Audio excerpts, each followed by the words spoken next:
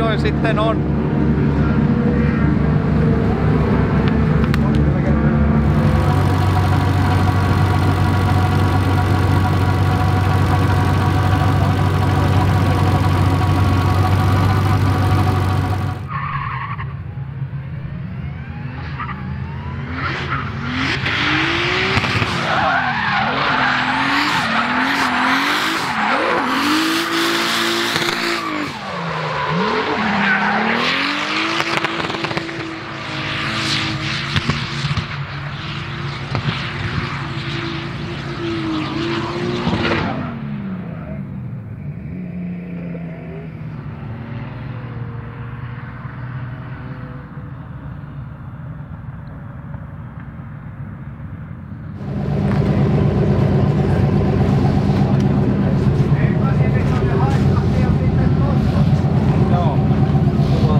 Täytyy olla niin, että se on tullut tuolta suuttimien tiivisteiden välistä, ei siellä oikein mitään muuta paikkaa. No se sitten tuolla on joku putki. Siellähän on tuolla takana on noin etanoliputki. Se jauhepittu siellä. Niin pitäis. Joo, kyllä. Suuttimen yläpäässä.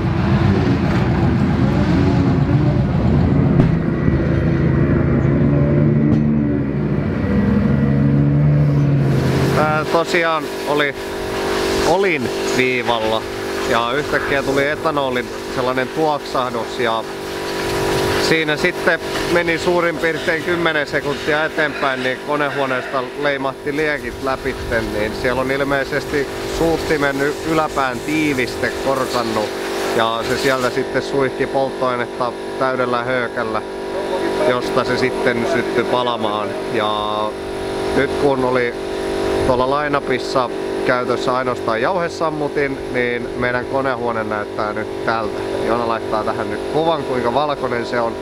Et nyt putsataan se, katsotaan, että tuliko mitään muuta vaurioa, vaihdetaan sinne yksi hemmetin O-rengas ja käydään vielä penkissä sitten rääkkäämässä sitä, ettei se nyt uudestaan tee sitten huomenna sitä.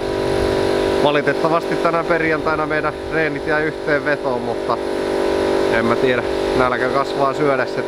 Huomenna sitten toivottavasti muutama päänahka saadaan vedettyä. Onneksi kuitenkin ollaan niin kun kisat on Jurvassa, että meillä on niinku huimat 30 kilometriä vissiin tästä tallilta sinne. Joo, eipä tästä.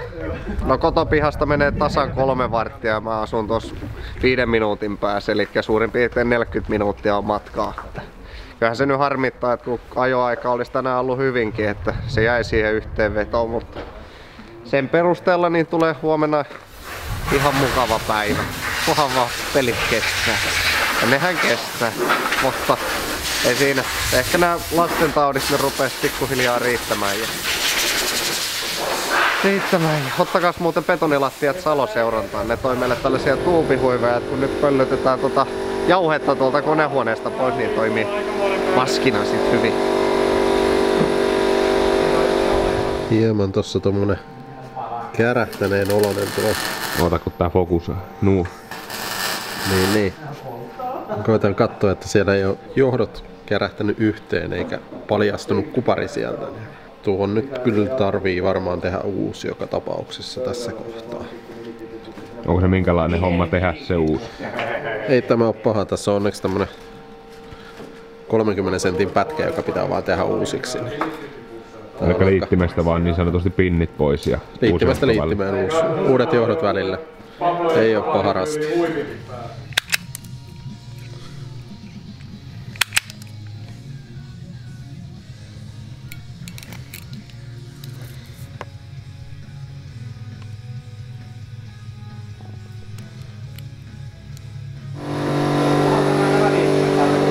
RFS6 sponsoret vai?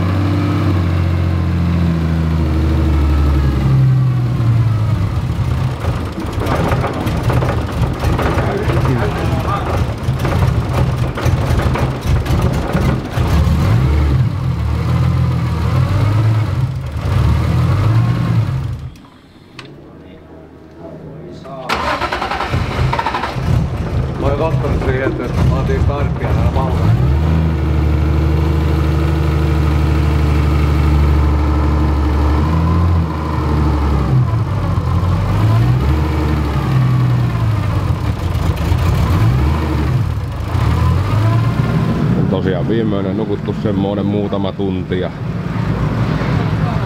yö myöhään. Korjailtiin, Tuukka ja Sami teki jokaiselle puolelle uudet johdot. Ja sitten muutama anturi, millä kätettiin uudet johdot, kun ne otti vähän lämpöä tosiaan neille.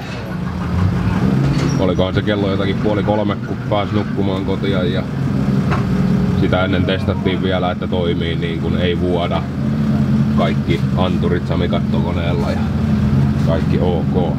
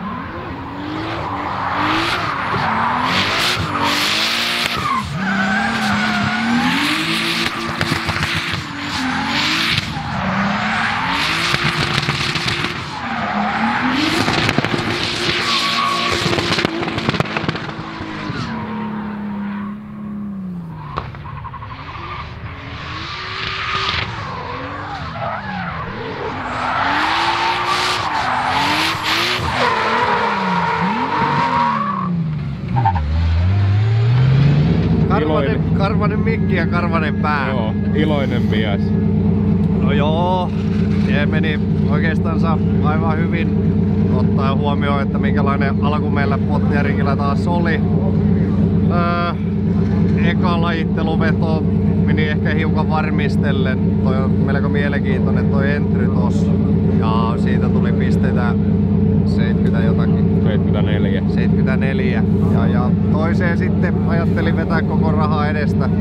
Ainut vaan, että tein itse siinä virheen, että en lämmittänyt takafillareita kunnolla. Niin entry meni hyvin, ykkönen tuli ok ja sitten puolenvaihtoon kolmosella oli antamassa kytkipommia, että lähdetään syöttämään kakkosklippiä, niin se potkasi perän alta sitten saman tien, että siinä ei ollut mitään tehtävissä. Että eväät on olemassa. Katsotaan nyt, mihin ne sitten riittää. Mutta lajitteluiden 14 sija tarkoittaa sitä, että kyllä me ensi vuonna SM ajetaan sitä ainakin. Eli top 16 tai 16 parhaaseen joukkoon kun pääs lajitteluissa, niin se tarkoittaa sitä, että me saadaan pisteitä SM-sarjassa tälle vuodelle.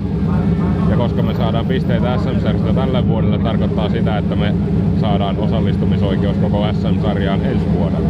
Juuri näin. Elikkä nyt nautitaan, otetaan koko ilo irti tästä tapahtumasta. Ja ensi vuonna sitten vedetään tosi kova.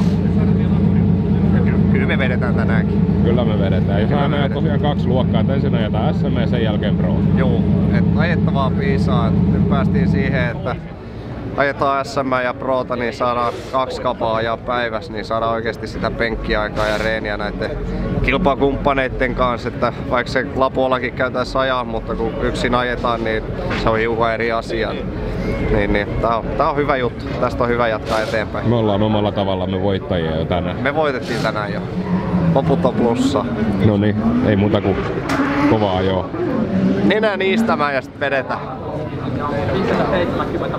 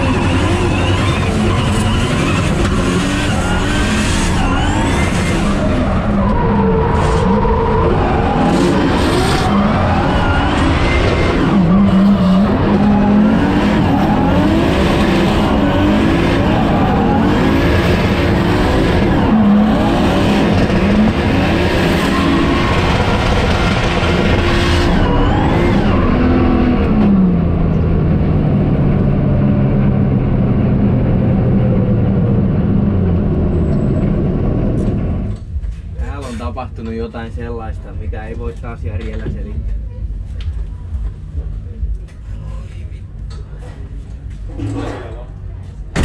Mikä siellä oli?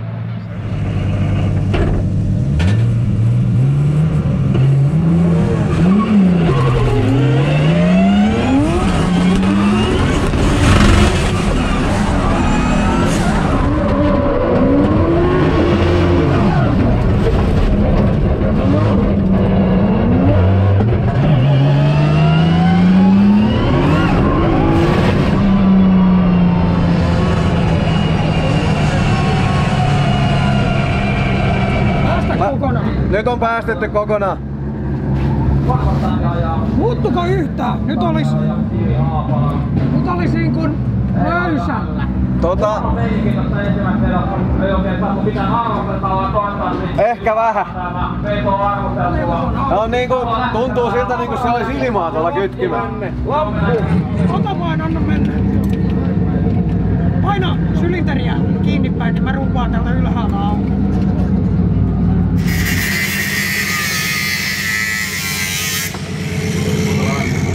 Saako tuolla Nirsu vetää vielä? Entry tai klipin jälkeen se meni niin noista ylikulmaa, että sä ajattelet sitä sisäpukkaa niin mietiköön itteen.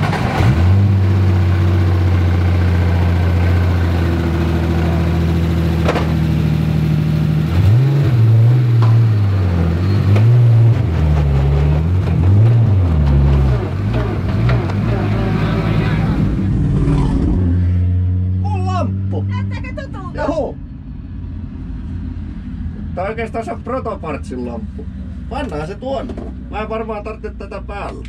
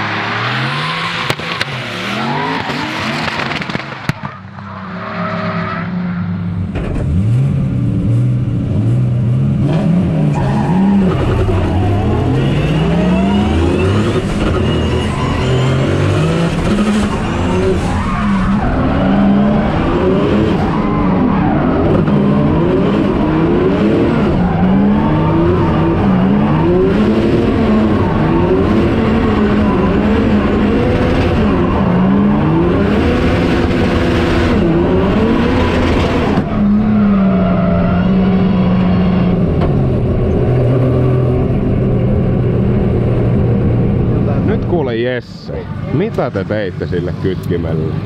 No Järvenpään Teemun kanssa tuolla auton alla makoiltiin ja sitten se keksi sitten idean, kun vähän ruumattiin sitä pois, että jos sinne pienen brikat laittaa, että jos se kantaa se kytki ja ei se sitten, kyllähän se vähän kantoi, mutta ei siitä oikein hyvä tullut. Järvenpään Teemun mekaanikko jostakin pellinpalasta meille brikat taikoja laitettiin sinne väliin ja Jiri pääsi tohon top 8 vetoon sitten Kamula Eemiä vastaan ja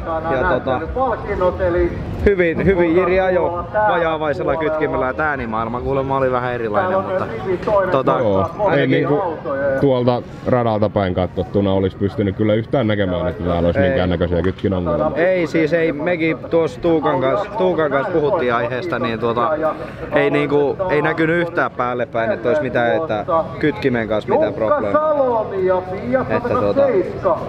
Näin nyt tällä kertaa, että parempi voitti. Niin, kysytään loput mielipiteet itse mestarilta. Kyllä.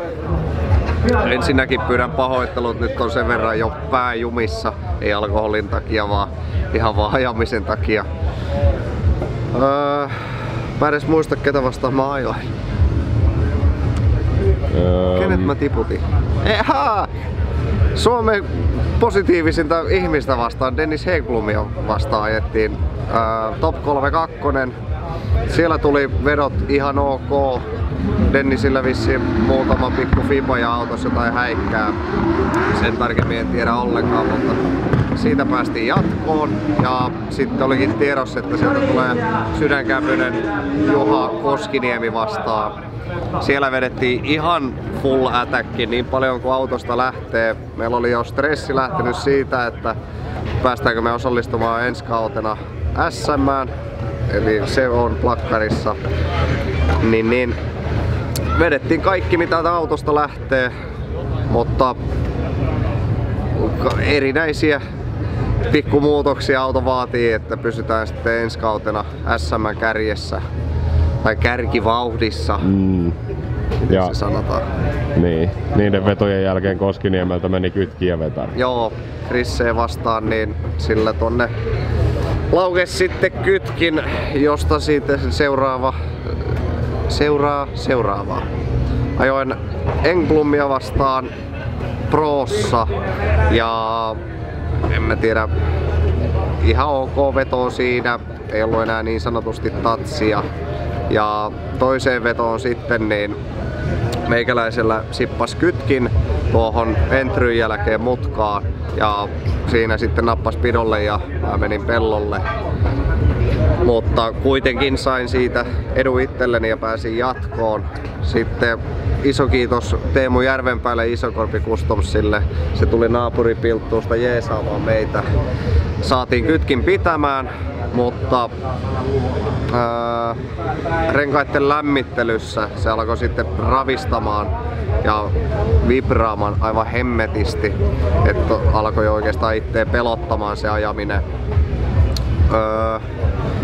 Ensin mulle liidiveto, en muista yhtään miten meni.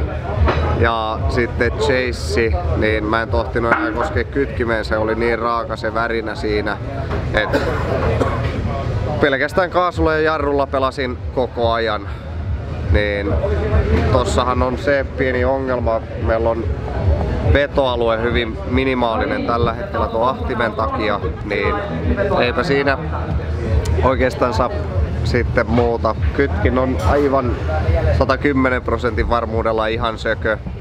Kamula meni siitä jatkoon, en ottanut itteeni, mutta tää oli meille hyvin tärkeä osakilpailu siitä, että meille oli se SM-paikka hakuses ja mun veli ja päämekaanikon veli, eli veljeni Roope, hirveen velivoittosta.